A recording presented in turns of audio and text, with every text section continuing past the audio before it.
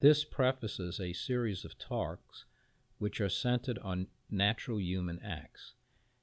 And since nothing is more indicative of human acts than speculative and practical knowledge, the talks begin by investigating how it is that we know anything and will anything, and the importance of properly comprehending those operations, which are essential to all that are principally human acts.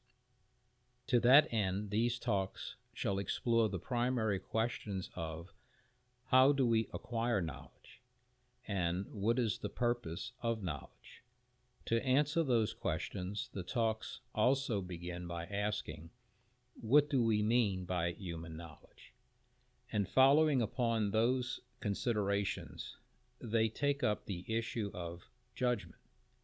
Since knowledge is an act of the reason with relation to the thing known, and reason directs all human acts in accordance with what it knows, and those directions come by choices concerning what is to be done and what is to be avoided, as all of man's subsequent acts are directed by his knowledge.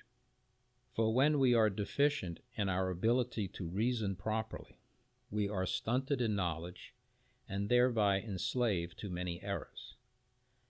This brutal subjection may lead to violence in our dealings with others, born of the frustration brought on by being deprived of the possibility of exercising good judgments. This deficiency in reasoning may also instill in us an apathy which inclines us to slothfully defer judgment to another who is no more knowledgeable than ourselves, so that we either avoid responsibility for our own actions or neglect to act at all when we are required to do so. And judgment is that by which we discern right from wrong. So if that act is deficient, it generates many errors which render us miserable, since we are unable to judge rightly about that which will lead to happiness, which is the attainment of the perfect good. And all knowledge ought to be directed to its proper ultimate end, which is knowledge of the supreme good, or we are impeded from happiness by the vice of curiosity, which is the desire for the attainment of knowledge for temporal ends alone. By excluding this exalted end, we will eventually fall into a general malaise, having lost a comprehension of the purpose for having any knowledge at all, intoxicated by a combination of despair and presumption, which are fellow travelers accompanying arrogance and ignorance. Many will begin to invent something having only the appearance of knowledge, and demand that others submit to its unrealistic demands. But our pursuit of knowledge must also be proportionate to our capacity for its acquisition, because if we attempt to know that which is beyond our ability, we can deceive ourselves by making judgments about that of which we are wholly ignorant, and thereby be led to destructive consequences. So to render any equitable judgment, we must know truth from falsity and good from evil within our capacity to know such things. And to do that, we must know what truth is in order to judge whatsoever is opposed to it. And we must know what good is in order to judge what is not good. By engaging in this pursuit, we can hopefully accommodate ourselves to a more thorough understanding of human nature, which will surely be to our greatest advantage if we remain faithful to this rewarding and worthwhile investigation, for no occupation can bring greater happiness than the acquisition of every truth that brings us to the sovereign truth. In so doing, we may replace disorder with order and misery with tranquility. And much of our distress comes from being inordinately absorbed by material gratifications to the exclusion of higher pursuits. Mental discipline is essential to repelling fixations on the corporeal and elevating the mind to know that which is immaterial. As long as we are inordinately engrossed by corporeal things, we are incapable of controlling our passions and are thereby enslaved by them. Knowing how to think is the only natural means by which anyone can be released from that slavery and begin to understand the distinction between the immaterial and material orders and the dependence of the material upon the immaterial for its existence and its function. To shed some light on this, it can be said that while what is material is known by sense, what is immaterial is known by intelligence. That is because what is material comes under some sort of appearance, while what is immaterial comes under some concept. Within this context, the immaterial refers to the concept which is abstracted by intelligence from appearance, and that concept is principal to the identity of the thing known, because it is by that concept that the thing which appears to the knower is known. Nevertheless, this immaterial principle does not exist apart from the thing except in the mind of the knower. But it does accurately correspond to the thing known, since it is derived directly from it. The thing I perceive is the actual thing I perceive, which determines my perception of it, or else I don't know it, but rather hold a false idea, which is what is meant by error. By this process we can begin to understand what things truly are, and in that way we are protected from errors about ourselves and all other things. In so doing, we are led onward to some comprehension of higher things, which are first in the order of things of which they are the cause. Inasmuch as anything exists, it is good. Inasmuch as it is good, it is knowable. Inasmuch as it is knowable, it is desirable. For no one can desire that which he does not know. The principal affection of the will is love, without which there can be no joy in gaining knowledge and no sadness at being deprived of it. But that begs the question of what is rightly and wrongly loved. And that question leads us back to the pursuit of an understanding of knowledge, because the will is the mind's appetite for good, and so love is the movement of the will to what the mind perceives as good.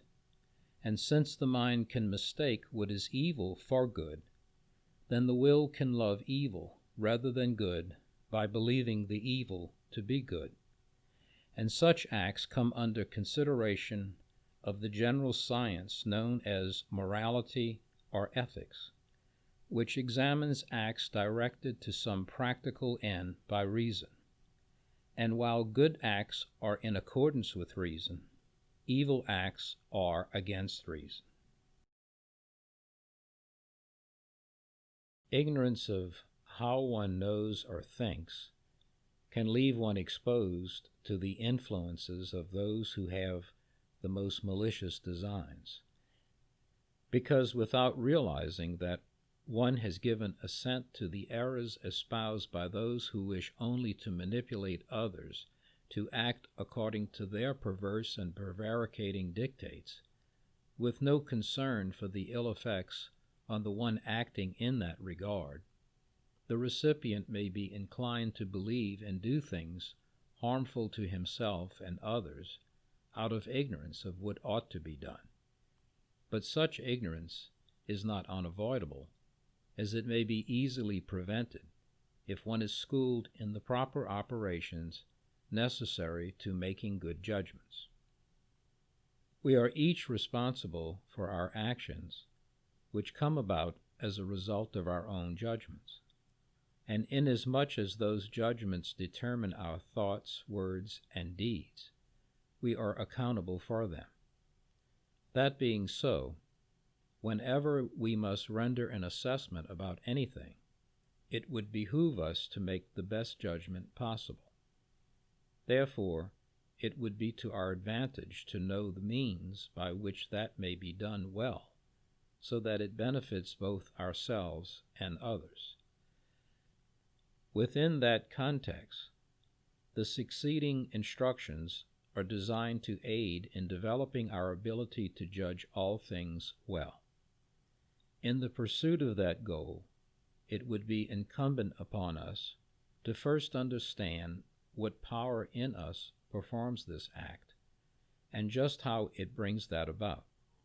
Admittedly, the exploration of this topic may be to many of us, at our first attempt, perplexing and even somewhat intimidating. For some, it may seem dull and tedious due to the need for occasional repetition and the use of language to which we are unaccustomed. But such language and repetition is required to demonstrate the several applications of a single principle in a manner which would not lead to confusion. This is done in order to clarify its necessity to overall understanding, by which our perception of things may be strengthened in achieving a stability of comprehension, upon which our judgments may find their firmest footing. There has also been an attempt at an economy of words in order to avoid misunderstandings by fine-tuning our thoughts with the greatest of clarity about what is the foundation of all human knowledge. But just because something is communicated with clarity does not necessarily make it easy to comprehend.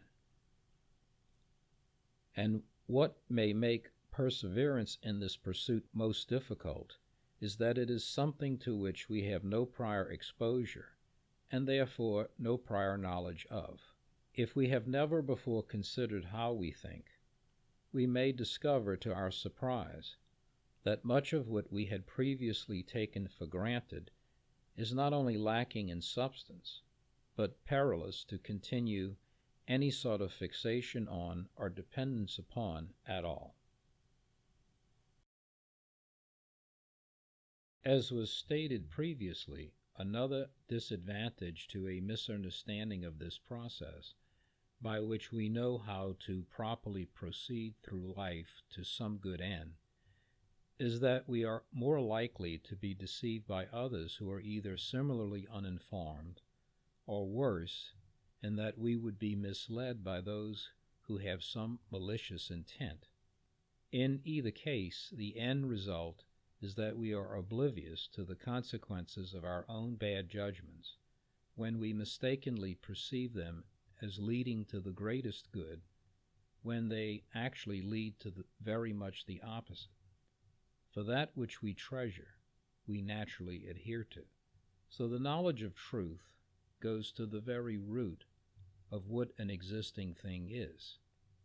And since good is synonymous with existence, and evil is defined as a privation of some good, then to distort, obstruct, or neglect some good that ought to be done or acknowledged is thereby rightly called an evil act. And this means that evil acts are always destructive of some good, in that the act is deprived of the good which ought to be in the act. Hence, errors about things are a kind of evil, and this occurs when any thought, word, or deed is either defective or excessive with relation to its assessment of any objective reality, so that it distorts its perception in the one considering it, as well as in those who accept that perception.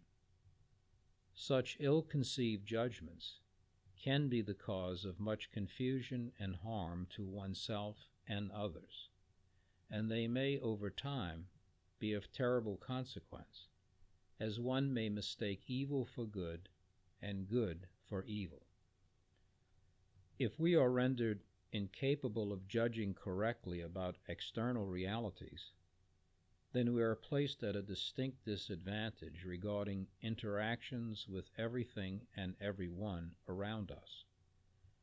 What may make it difficult to properly comprehend reality is that one is in some way locked in his own thoughts without a true reference to objective reality existing outside of the mind.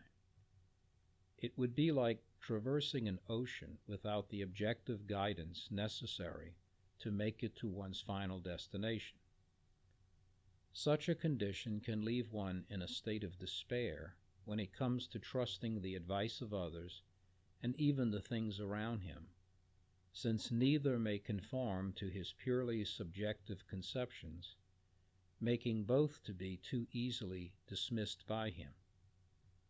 The only cure for this is that one would begin to test his thoughts by their consistency with what is external to oneself. If one fails at this through some obstinate unwillingness, the consequence would be an unbearably painful isolation. For without some objective verification, one runs the risk of making himself alone the arbiter and standard of all he surveys. Such an unyielding heart would be ungovernable, even by itself, and impervious to the just pleadings of those others they harm. Now one may protest that what is put forth in these succeeding instructions is equally unfounded in truth, and therefore just as destructive to the listener as what has been claimed in those instructions about that which is opposed to them. But if the hearer considers the principles successively explained, he can certainly determine for himself if they meet the standards which they themselves propose. The primary purpose of understanding how it is that we understand is to free us from error generally, that we may make particular judgments in practical matters which bring about the best results for all.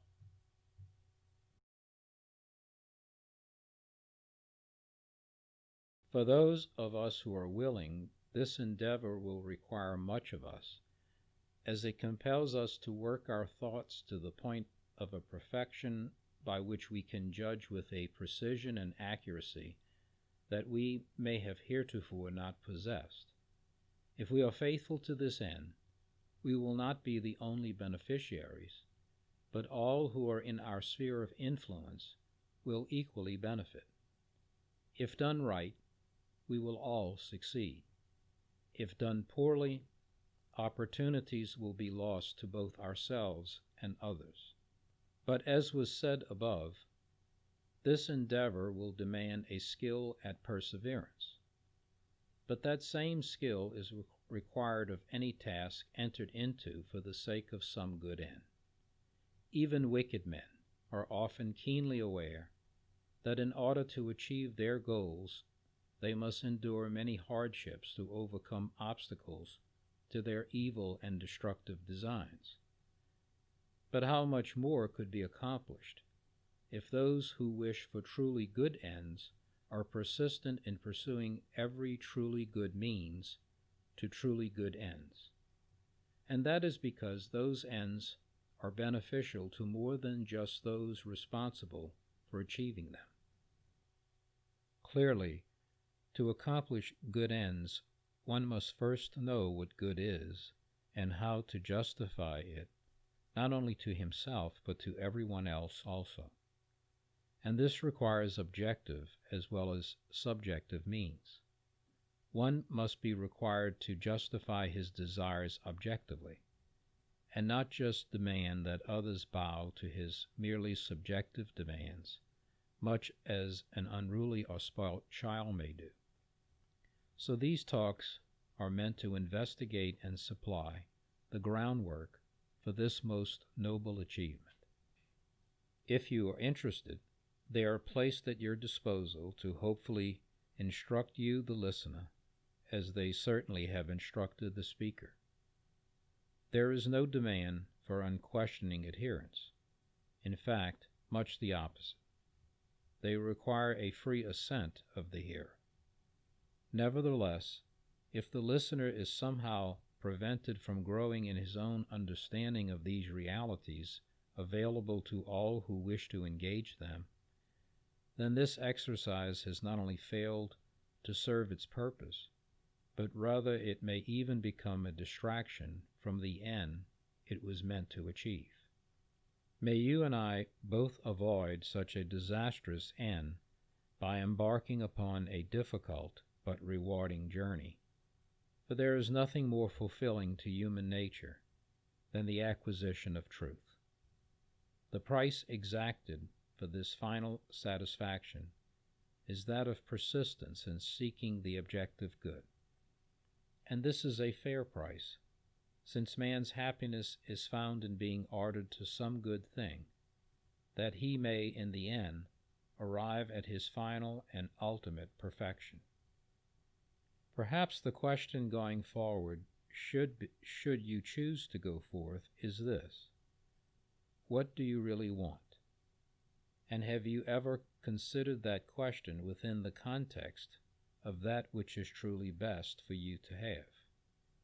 For only that consideration will accurately provide the answer to that question.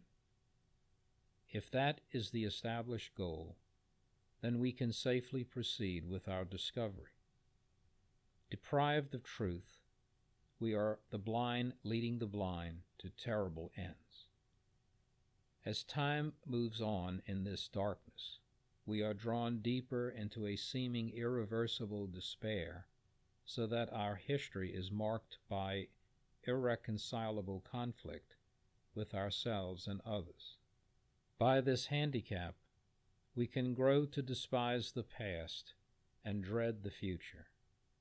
In such a bleak state of mind, we may seek temporary distraction in trivial pursuits, and eventually desire oblivion to terminate the misery of abandonment. But there is hope if we are willing to make the effort at finding that which is absolute and not dependent on our own misguided whim for a mere fleeting and empty gratification. Let us join in discovering these absolutes that make our footing firm, so our steps can bring us to a happy and lasting end, unlike those who run to evil ends, all the while convinced in their blindness that they are doing the greatest of goods, because they have never once questioned their own actions and spurned the legitimate criticisms of others.